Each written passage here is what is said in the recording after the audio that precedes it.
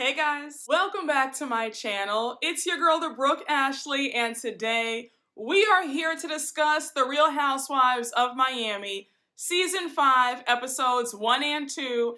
And before we get into it, let me start off by saying that Miami, y'all did that. This is what a franchise is supposed to be.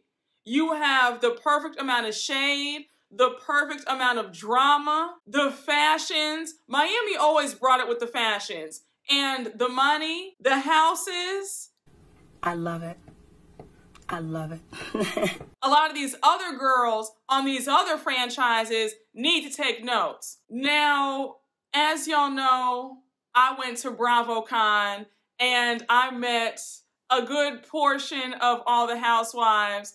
And I had the pleasure of meeting Larsa, Pippen, and Alexia. And they were really sweet, really fun. Larsa loved the braids, you know. We had a cute little conversation and lovely. And I'm not gonna hold you, I think I might be Team Larsa this season. Like, she really came with the shade.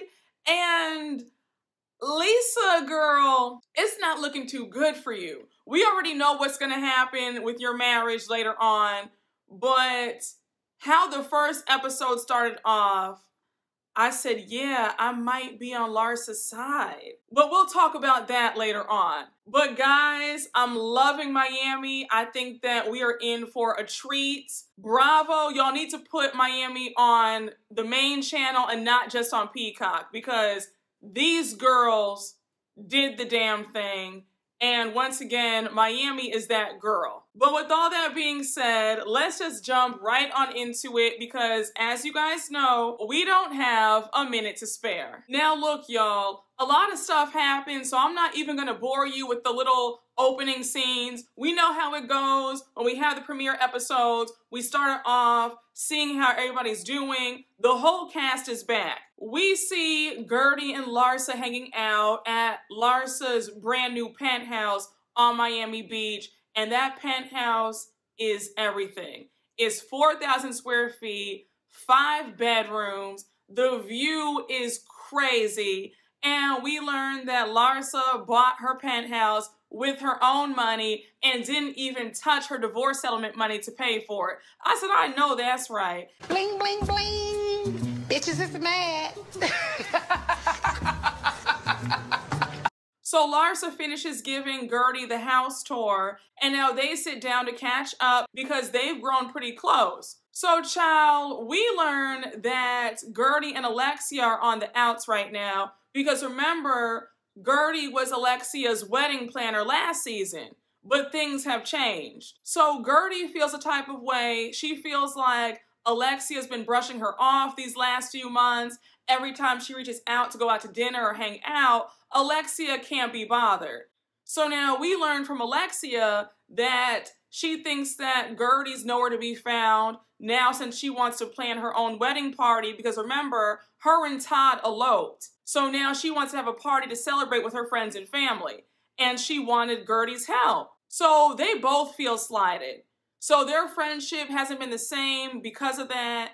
And Guerdy also feels insulted because Alexia compared her charity event for Haiti last season to the bachelorette party that Marisol threw for her last season as well. Pretty much, Alexia threw some shade, kind of insinuating that Marisol threw the better party. And Guerdy's like, don't you dare try to compare the two events because that was a charity event honoring my brother and my nieces who all passed away. So pretty much both Alexia and Guerdy's feelings are hurt and they both feel slighted by one another. So I'm like, okay, I can already see how this is gonna go. You have Alexia feeling like Guerdy's brushing her off.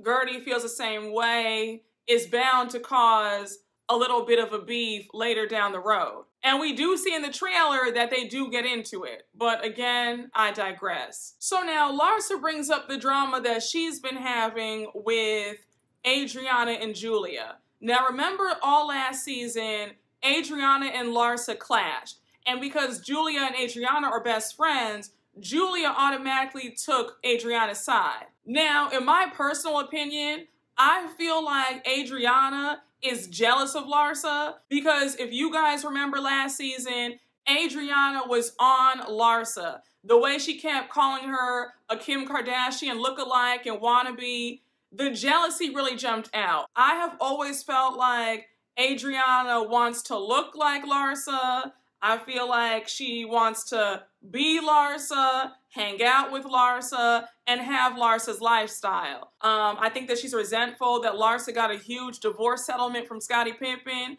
Meanwhile, back at the ranch, she didn't receive a lot from her ex-husband. Because remember, she was with that French guy, and I don't think he had the money that he was claiming to have. But anyhow, we learned that Larsa unfollowed Julia off of Instagram, and she called Julia a weirdo. And Julia's upset about that. She's like, excuse me, how am I a weirdo? Like, yeah, I have a farm and all, but she's on OnlyFans selling feet pictures. Like, who's the weirdo? Now, Julia, no offense, sis, but you are a bit eccentric. And I really don't understand the beef that you have with Larsa either, because Larsa never came after you. So I did find it a bit strange that you just have so much dislike for this woman who you haven't even interacted with like that. Like, it's weird. And when Adriana and Julia were imitating Larsa in their confessionals, like, you know, she's just so vapid, always taking selfies of herself. It's her Instagram. I don't know why y'all are impressed about what she's posting on her own Instagram. If you don't like it, you can unfollow. It's just giving, like I said, it's giving hater and jealousy vibes. And also, I don't see what the big deal is about her selling feet pics on OnlyFans. And even if she was doing more on OnlyFans, that's her prerogative. I don't understand why, you know, y'all claim to be so progressive and so cool, but then you want to shame another woman for having an OnlyFans to make money, and she's not even doing anything salacious. Like, I don't get it. American Express has to get paid some way, so if she wants to sell feet pictures on OnlyFans, then who are we to judge? This next scene with Marisol, Kiki, and Lisa hanging out at Marisol's home, I already knew it was about to be some drama because Lisa talks too much and Marisol is always ready to be messy. So they're hanging out, and Bravo, I have one request. Next season, I need for Kiki to be on full time. Kiki is that girl. She's beautiful. She's fun. She's a great addition to the show. The girls love her. So yeah, I want to see Kiki on as a full-time cast member come season 6. But anyhow, they're all laughing and catching up. Lisa's telling Marisol and Kiki that Lenny looks amazing. He's working out all the time. He's eating healthier than he's ever eaten before, but their sex life is still not that great. So she's like, you know, I was asking him the other day, is it me? And he told me, no, it's not you. It's just that, you know, I'm getting older. So now Lisa says, you know, that's just how it is, because as men get older, their testosterone goes down, so that's why. No. And then when Kiki said in her confessional, look, when men start working out, they're doing that boom, boom, boom with somebody else. Because if you're not getting it, then trust and believe he's getting it elsewhere. Lisa seems to be in heavy denial about a lot of things. Your husband has never worked out before, wasn't eating healthy before, and now all of a sudden he's taking a sudden interest in getting fit and trying to lose weight and be in the best shape of his life, but you guys aren't having sex. That would definitely have me concerned. And I could look at her body language and it just seemed like she's trying to convince herself that nothing is wrong and everything is fine. So here's where things get really messy. Lisa brings up her relationship with Larsa now. Remember, they used to be super close, but they've grown apart since the reunion. Larsa felt like Lisa wasn't defending her, and Lisa kind of made excuses for that. So that's why they haven't talked as much. So Lisa feels hurt by this, and she says, I texted her the other day about her new beginnings party, and I asked if she needed any help with anything. She just said no. So knowing that there is tension between herself and Larsa, Lisa makes the crucial mistake of opening her mouth and repeating a joke that she saw on Instagram regarding the building that Larsa lives in. So Lisa's like, oh my gosh, the other day, I thought it was so funny on Instagram. There was this really funny post about this is who you are if you live in a certain area of Miami. And I happened to see the building that Larsa is living in now, and the caption said, if you live in this building, then that means that you're a pimp, a hooker, a prostitute, a drug dealer, a scammer, or an OnlyFans girl. So they're all laughing about it. And Lisa, you should have kept your mouth shut. And honestly, the joke's really not that funny to repeat. I didn't laugh. It was a stupid, shady post. You should have kept scrolling and left it at that. I don't know why you would repeat that. And then you had that immediate regret because you were like, oh my gosh, I shouldn't have said anything because one of you guys is going to go back and tell Larsa what I said. And I'm like, yeah, girl, you've been on this show since season 2. You know how this works. I wouldn't have repeated the joke. I wouldn't have said anything. It's a dumb joke that can easily be misconstrued where somebody would be offended. And repeating the joke got you embarrassed later on because Larsa wasn't having it when she found out. There we go.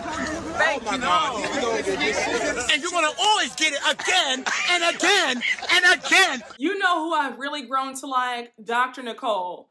This next scene with her at home, I love her and Anthony's home so much. Like, that is definitely one of my dream homes. Gorgeous. And Dr. Nicole, if Anthony has any friends, please holla at me. Like, send me an email, shoot me a DM, sis, okay? That car collection that Anthony has is insane. He has like 3 Ferraris, he has a Bentley, a Lamborghini, a Rolls Royce. Like, I mean, that car collection is insane. What does Anthony do again? He's a lawyer and now he does something else on the side, like investments. Let me know down below. But Dr. Nicole, that's how you do it. But Nicole is doing really well. They're engaged. They're happy. Their son is growing up. I think he's 3 now. That was so cute when they were making pizzas together for dinner, like adorable. We learned that she won't be at Larsa's New Beginnings party because they're going to be in St. Bart's celebrating a friend's 40th birthday party for a week. I think that Nicole is a great addition to this show. Like, I was on the fence with her as well last season, but I'm like, yeah, I really like Nicole a lot. And she definitely has the lifestyle. I loved when Anthony told her, in regards to our engagement party, can we just keep it under 100,000? And she said, sure. It appears that Nicole's storyline is going to include the relationship with her dad. We know about her upbringing, how her dad went to prison, and they have a very strained relationship since he's been out. But we do see Anthony asking Nicole if she plans on inviting her father to the engagement party and to their wedding. And Nicole, she's not super happy about it, but she says, of course I will, that's my dad. And we do see in episode 2 that her and her mom do discuss her father and how Nicole needs to be easier on him. And I have some thoughts about that, but we'll talk about that later on. So it's the day of Larsa's New Beginnings party at her home. And mind you, she's having a pre-party in her penthouse, and the actual party is going to be on the rooftop. So all the ladies are invited to the pre-party except for Julia and Adriana because, just like me, she does not believe in inviting people who don't like her into her home. So she says that Julia and Adriana will be there for later on, but not for the pre-party. And I said, I know that's right. So as Larsa's getting ready for her party, we see the other women getting ready as well. And we have Lisa at home with her glam squad there, and she's not in the best of moods. So she's talking to Guerdy on the phone, and she's like, hey girl, I'm not really excited for tonight. Me and Larsa have this really weird tension going on right now. Things aren't the same. And then she brings up the stupid joke that she made the other day when she was hanging out with Marisol and Kiki. She's afraid that one of them is going to tell Larsa what was said and make things worse. So because of that, she's already on pins and needles. Guerdy's trying to calm her down like, oh, girl, it's going to be okay. And I'm thinking now Guerdy is not going to be okay. And Lisa already knew that she messed up. And everybody on this cast is very preoccupied with status. So you already know the joke's not going to be received well. So now we flip back to Larsa, and Kiki is the first guest to Larsa's party. We learn that Kiki and Larsa are super close now, really good friends, always going out, and it's a total love fest between the two of them. Now, before they can pop open some champagne, Kiki lets Larsa know what was said about her the other day. So she says, yeah, girl, I was hanging out with Marisol and Lisa the other day, and Lisa was making some joke about how your building is where the prostitutes and scammers and drug dealers live.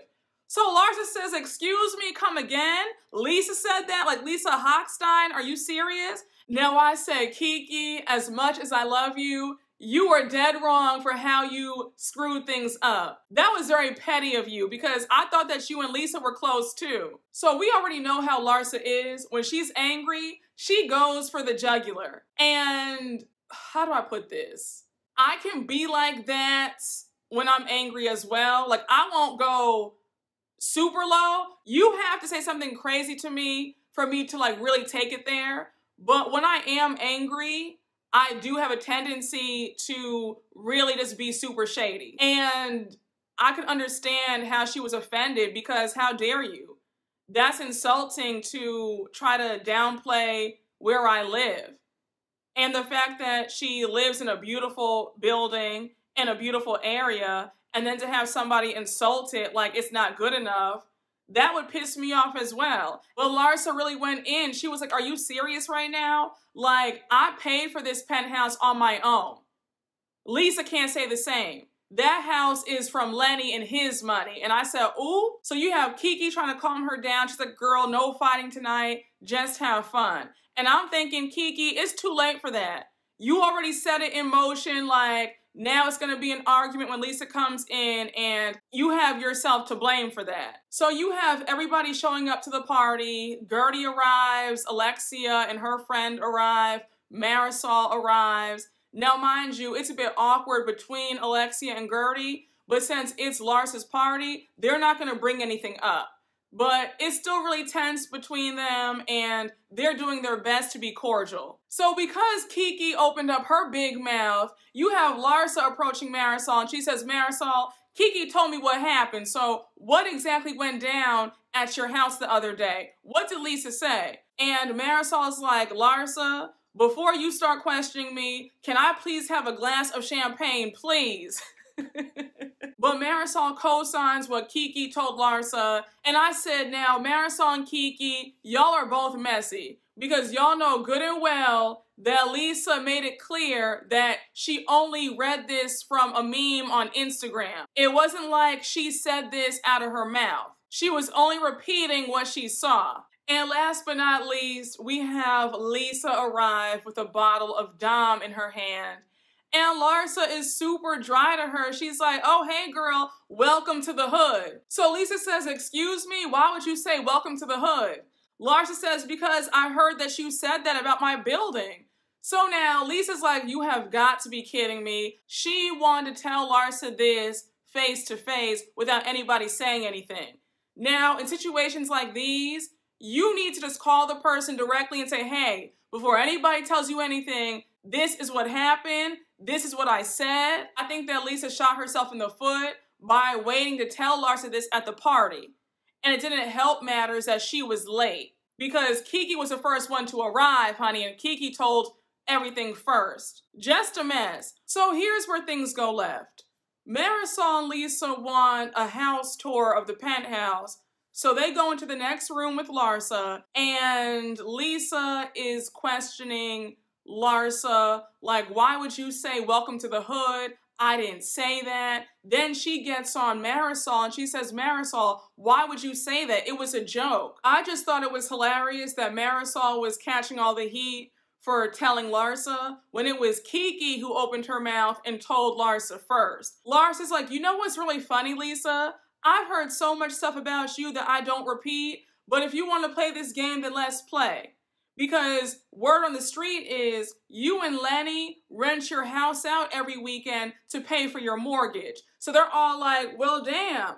Lisa was scrambling at this point.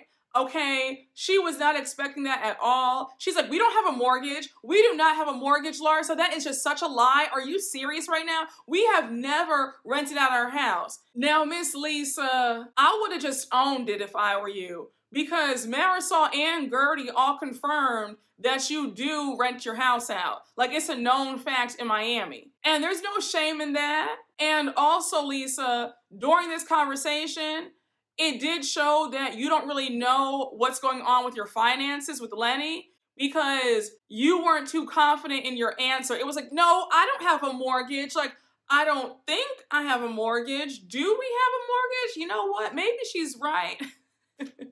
So you have Lisa talking about, girl, I'm good in the money department. Like, we are just fine financially, all right? And then Larsa says, well, that might be so, but at the end of the day, I bought this penthouse with my own money. I didn't need a Lenny like you do to buy my home. So Lisa storms out talking about it's real effed up. She can't believe Larsa right now.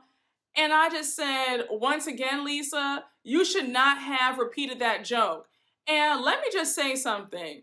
When you're in a social circle where status and money and you're keeping up with each other, when you're in that sort of group, people don't take kindly to jokes about them not really having it. Like, these women, and this is no shade, but they love things. They're materialistic. And that's not a terrible thing. I mean, don't make it your whole personality, but they love things. They love being rich women, and they don't want to be seen as anything but that.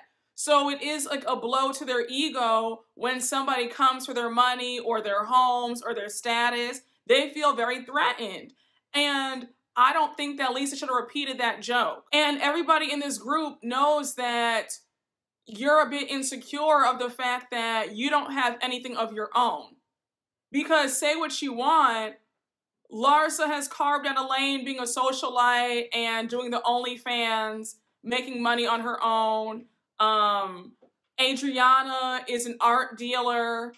Julia, she used to be a model. She has her farm. Alexia owned that magazine with her late husband, Herman. She's a businesswoman. She owns a nail salon. Guerdy is an event planner. Dr. Nicole is an anesthesiologist. Like, even though they have rich spouses, they still make money on their own, and they're still good just in case they were to get a divorce. And with you, you can't say the same. You are 100% solely dependent on Lenny. And I think that bothers you, and they know that it bothers you, and that's why it really hurt when Larsa said that. But yeah, girl, I said, you brought a knife to a gunfight because Larsa wasn't playing with you. I mean, the minute Lisa walked in the door, it was like it's on sight. And also, if you know that you and your friend aren't in the best place right now, maybe refrain from telling a joke that might be taken the wrong way. Like, Lisa, I just wish you didn't say anything because this didn't have to go as far as it did, but I guess you learned the hard way. Now, before anybody comes for me saying, oh, Brooke, I can't believe that you're on Larsa's side with how she went after Lisa, let me just say this. In real life, if I have two friends coming to me first about what one friend said about me behind my back, I don't know what's true and what's not. So I'm probably gonna have the same approach that Larsa had, where it's like, I'm gonna go after you first and then ask questions later. And I feel like Larsa probably has more trust in Marisol anyway because Marisol has been around this group since the beginning. So now you have Lisa storming out of Larsa's penthouse. She wants to go home. She's just so over it. The rest of the women chase behind her, trying to calm her down. And then you have Lisa getting mad at Kiki. She's like, Kiki, I told you, don't say anything. I want to tell her first. Why would you do that? I gave you a ride home. And the fact that you would do that to me, like, I can't believe you. So Kiki says, girl, I changed my mind. I said that I want to be a good friend, so I told her what was said. And I'm thinking now, Kiki, I had to call you out. You just wanted some screen time and to stir up some drama. That's why you did it. So now all the ladies go upstairs to the rooftop and all of Larsa's other friends are there. It looks really nice, beautifully set up, beautifully decorated, and Lisa decides that she wants to stay. So, of course, she pulls Larsa to the side and she wants to just hash things out because she is so upset that Larsa would insinuate that she rents out her house every weekend and that her and Lenny have a mortgage. And truth be told, they didn't really get anywhere in this conversation. It was more arguing, and Larsa made sure to get those digs in. She said, look, sis, I earned my stuff. You have everything because of Lenny. So now Lisa's like, are you serious right now? You're the one who got married to Scottie Pippen at 21. So what did you really earn? Now I can see Lisa's point. For Larsa to act as if she spent all these years working. She just started working like a few years ago once her marriage to Scottie was over. So at this point, they're going around in circles, pretty much shading each other about the same things.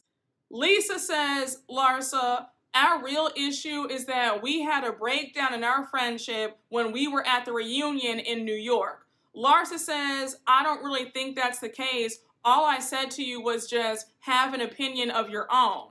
And now Lisa's upset by hearing that. And Larsa's like, look, I want to enjoy my party. I'm over this. So stop feeling sorry for yourself and let's just have a good time. So they finally apologize to each other. But Lisa still won't let that mortgage comment go. And she says, but one thing, Larsa, just take back what you said about me and Lenny having a mortgage. And I'm thinking, girl, if you have a mortgage, you have a mortgage. Why is that a big deal? There's nothing wrong with that. Even Alexia said, I think that Lisa's upset because she's not really clear about the finances. And I don't understand why she's pressed about it. A lot of rich people have mortgages. She and Lenny wouldn't be the only one, so just get over it. So at this point, everybody's enjoying the party. Of course, Lisa's off to the side, telling everybody who will listen what happened between her and Larsa and the whole argument and how she does not have a mortgage. Even Guerdy was getting annoyed, like, girl, we get it. Let's just move on, take a shot, do something. But nobody wants to sit here and hear about you still being upset about this. And honestly, if I were Lisa, I would have gone home. I can be like that too. Like if I'm in a bad mood and I can't get over something, I need to just remove myself because I don't want to bring anybody else down. That's not fair for all of them to have to listen to all your issues because you're upset. I get that you're angry, your feelings are hurt, but if you can't seem to put it aside and just have some fun, then maybe you need to go home. And it was no exaggeration. Lisa would not let it go because she brings it up again and now she's crying about it. They all have to comfort her. Marisol comes over like, girl, if you don't have a good time, like, put this out of your head. It's over and done with. Let's just try and have a nice time tonight. And we now have Adriana and Julia arrive to the party, and they all make amends for the most part. We'll see how long this Adriana, Julia, Larsa truce lasts. I don't see it lasting that much longer. But for the time being, they're okay with each other. I did think it was funny that Adriana brought Larsa an actual olive branch. And Larsa was like, oh my gosh, an actual olive branch? I thought that was just an expression. But like I said earlier, I really don't see Larsa and Adriana ever having a real friendship. Because Adriana, in my personal opinion, is jealous of Larsa. And you cannot be friends with somebody that you are jealous of. We talked about that in one of my lives a few weeks ago. If you didn't catch it, check it out. Some good conversation. Now, the last scene of the first episode is Lisa at home with her family. Her and her kids are making this traditional Russian meal that Lenny loves. And Lenny's mother is there as well. Now remember, Lisa told us seasons before that her and her mother-in-law weren't really that close. Her mother-in-law was always kind of mean to her, not that nice, but they've grown a bit closer. And Lisa says that she appreciates that because since she's estranged from her family, she's happy to have a mother figure. Now I want to ask you guys, did we ever learn why Lisa's estranged from her whole family? Does she ever talk about it or no? Now while Lisa's cooking dinner with the kids, she goes to the wine cellar to grab some wine. Now the door to the wine cellar isn't working for some reason, and she's calling Lenny for help. Lenny can't get the wine cellar door open, so he's like, I'm gonna call the guy to see if he can fix it. So I'm just thinking, okay, they're gonna have a nice little family meal, and that's not what happens at all. So you have them sitting down for dinner. Lisa brings up she wants the family to start getting into Jewish traditions, because remember that Lenny's Jewish, and they're raising their kids Jewish, even though Lisa is not Jewish. So she wants to get all these religion books so that the kids can learn more. She wants to have Shabbat dinners, and she also wants to just learn more about the religion. And Lenny is not listening to her whatsoever. Lisa's getting angry. She's like, can you get off your phone, please? So Lenny's like, wait 1 second. The wine cellar now works. So he opens the door and she's really angry. She's like, I'm talking about something important and you can't even listen to me for like a few minutes. So it's clear that Lisa has been feeling away for quite some time, and Lenny looks so checked out because she was still trying to have a conversation and Lenny's not listening to her at all. He is on his phone. And at this point, it's evident that he's not on the phone with the wine cellar guy.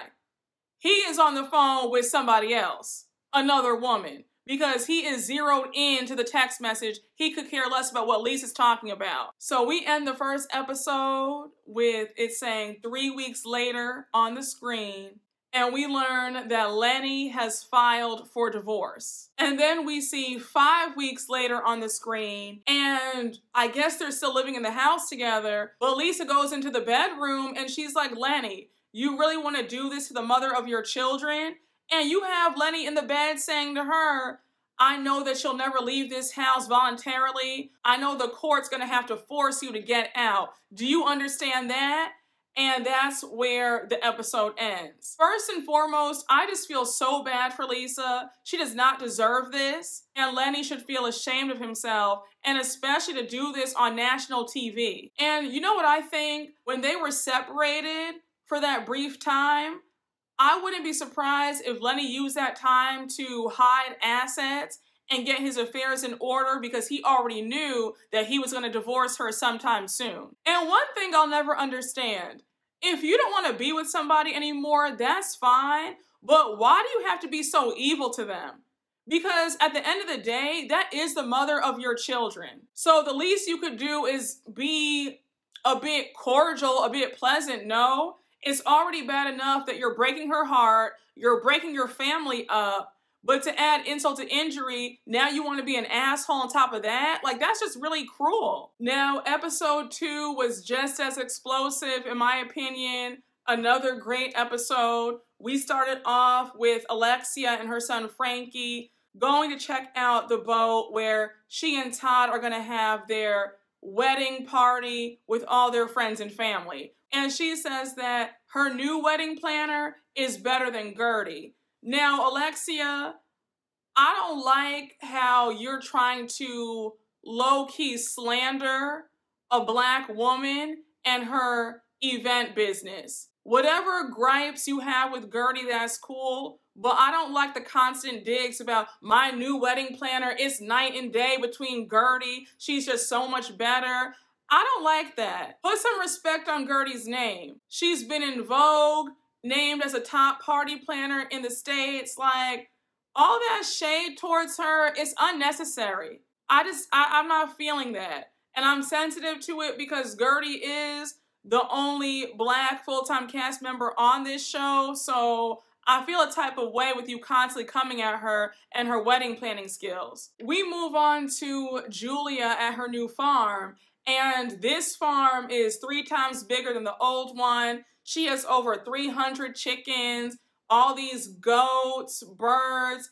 I mean, like, it's a full production. I think it's a bit farther than the old farm too. So she's like an hour away from their house in Miami Beach. So we see Adriana come over. Adriana's helping Julia out. It was really cool to learn that Julia's farm is a working farm. She sells eggs, guavas, avocados. So she makes some money. But she's also talking about the upkeep. It's a lot to maintain the farm, I can imagine, especially with the price of everything going up. I can only imagine how much it's costing her to run this. So we learn that while Julia enjoys farming, it's put a bit of a strain on her marriage to Martina. Julia will get home from the farm late, and Martina gets upset about it. And then Julia admits that it does get lonely sometimes. And remember, in the first episode, Julia told us that she and Martina don't even spend that much time together because Martina's always traveling. Now, I'm not wishing this on anybody, but I wouldn't be surprised if they're next in getting a divorce, because Julia and Martina seem like they are 2 ships passing in the night. You have Martina always traveling somewhere. She's in Aspen to go skiing. She's here, she's there. And then you have Julia just on the farm all the time. I don't know. I won't be surprised if they have some real issues because they don't seem happy. And it's like night and day from how they were last season. And now all of a sudden this season, there's trouble. I'm just like, okay, I hope you guys can work it out. And I caught it when Julia said, since her daughters are gone, now her eyes have opened up to some things. And I said, oh, I wonder what that means. Does that mean that she's thinking about getting a divorce or something? Like, I don't know. I just thought that was very strange that she would say that her eyes have been open since she and Martina are now empty nesters. Now we move on to Lisa, Alexia, and Guerdy going out for lunch. And things are still kind of tense with Alexia and Guerdy, but again, they're cordial. So of course, Lisa brings up Larsa's new beginnings party. She's still angry at what happened. And she says that Larsa's not a fair fighter at all. And she does not like how Larsa goes for the jugular. So Lisa says that Larsa came for her finances, and she also came for her mothering skills. And I was thinking, I don't remember Larsa saying anything about Lisa being a mom. I just remember her saying that you guys have a mortgage on your house. That's all I remember. I didn't hear anything else. If I missed it, let me know. But I was thinking, okay, Lisa, let's not exaggerate. But Lisa continues on about Larsa is just so mean and she cannot believe that her friend would say that to her. And then we learn that Lisa's really angry at Kiki because she unfollowed Kiki off of Instagram. Now I was like, oh wow. It's real deep.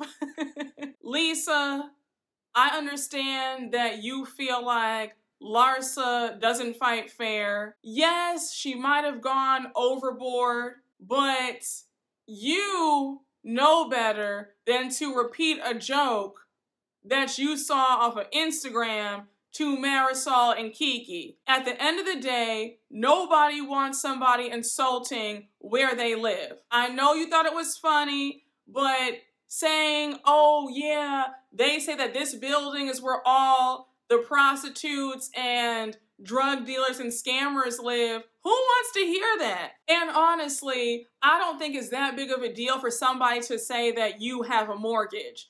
That's not really a low blow to me. There's nothing wrong with having a mortgage. And honestly, Lisa, I don't think that Larsa went that low saying that you and Lenny have a mortgage. It's only shade if you can't pay the mortgage and you're going to be facing foreclosure. But I would not have been upset about, oh yeah, you have a mortgage. Like, okay, I have a mortgage and your point? So now they change gears in the conversation and Lisa starts asking Alexia about her wedding. And Alexia clarifies that it's not a wedding, it's just a reception because since they eloped, they didn't have one. So she just wants to have all her friends and family together to celebrate her and Todd. So while they're on the topic of weddings and parties, Alexia throws some shade about how she's been trying to get in contact with Guerdy these last few months, but Guerdy isn't picking up her phone. So now Guerdy says, well, honestly, Alexia, I feel like you've been kind of brushing me off. So Guerdy brings up the comment that Alexia made comparing her charity event to Marisol's bachelorette party for her last season. So Alexia says, no, I didn't mean it that way. All I was trying to do was just compare the aesthetics. So Guerdy's super annoyed. She's like, how can you compare the two?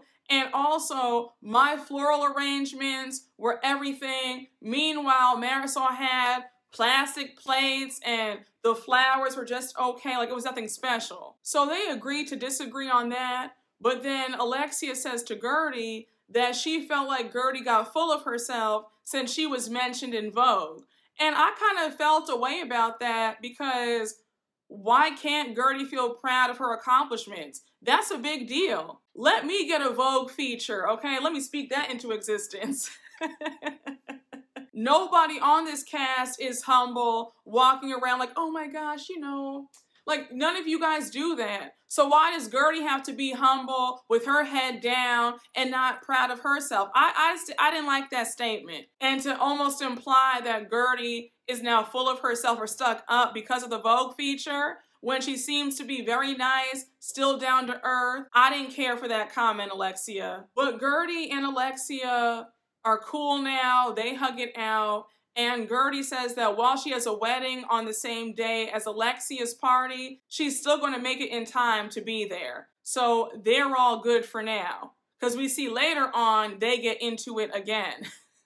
Now this scene with Nicole and her mom out to eat, I'm not going to spend so much time on it, but when Nicole's mom was saying that Nicole needs to stop being so hard on everybody, stop being so judgmental, and how she needs to give people a chance and give her dad a break, not be so hard on him, I didn't agree. I feel like Nicole has the right to feel a way, especially if her dad was not there for her. Why should Nicole make allowances because her dad was a deadbeat? I didn't like that. I felt like the mom was pretty much guilting Nicole and shaming her for how she felt, and I felt bad to see Nicole cry. Like, Nicole's feelings are valid, and when the mom started telling Nicole that sometimes Nicole is mean to her and she leaves her house crying sometimes, I just feel like, can you provide some examples, please? I don't know the inner workings of their relationship, but I cannot see Nicole being mean to her mom. I feel like she's really nice to her mom. She probably takes care of her mom, probably very good to her mom. So when I heard her mom say that, I said, okay, girl, let your daughter feel how she feels about her father, especially if her dad wasn't in the picture and wasn't a good dad. Now, granted, I had a great father, but my heart goes out to people who didn't,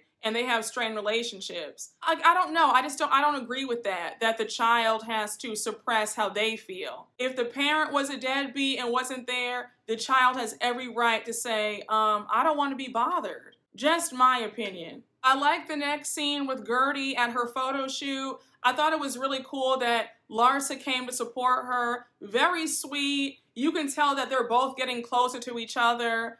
Guerdy says that she's really happy to have a friend who supports her.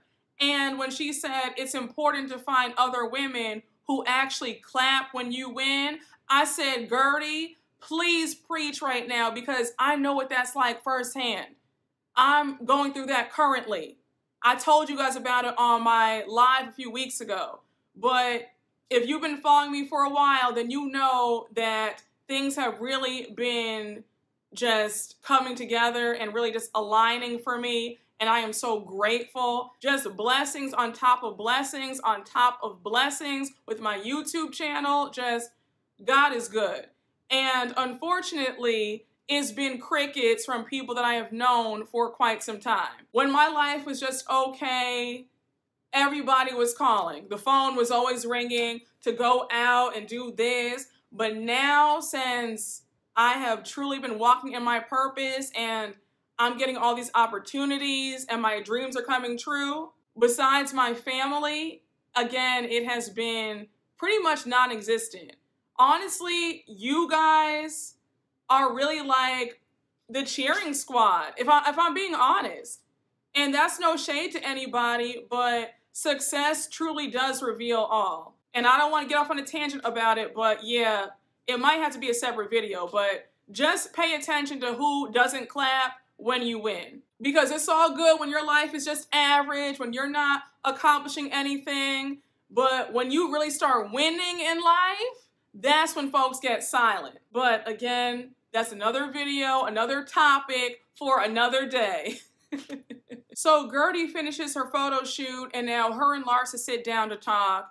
And Guerdy mentions that she had lunch with Lisa and Alexia the other day, and the sentiment was that Larsa goes way too low in arguments. And Larsa defends herself and just lets it be known that she can be petty and she has to defend herself, and you're not going to come after her and what she's worked hard for. But she also admits that she does go low in arguments because she feels like she's always had to defend herself all her life.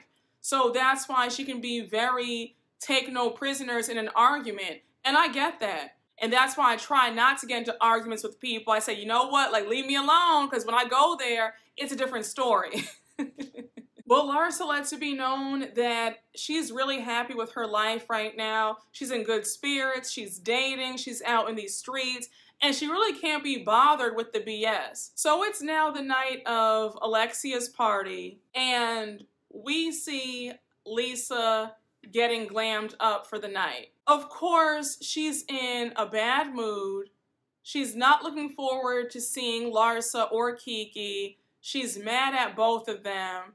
And she's also stressed out because she can't find a babysitter for the kids, so that leaves Lenny to watch them. So she has to go to the event solo.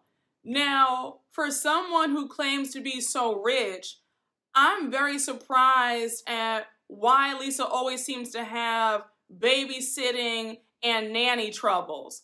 And don't Lenny's parents live in Miami too? They can't watch the kids for a few hours? Like, I'm just really surprised. And even Marisol said that, like, I've never seen somebody with all these issues. Like, you have 80 people on staff, you can't have the chauffeur or the chef watch the kids, because last season Lisa was complaining about nannies quitting, and I was thinking, is she not paying them right? Is she nasty? Is she rude? Like, what is going on? Because this doesn't make any sense. I never heard of somebody having all these nanny problems. And if I'm being honest, I wouldn't be surprised if Lenny dropped those kids at his parents' house and then went out to see the mistress while Lisa was at Alexia's party. But everybody's arriving on the yacht.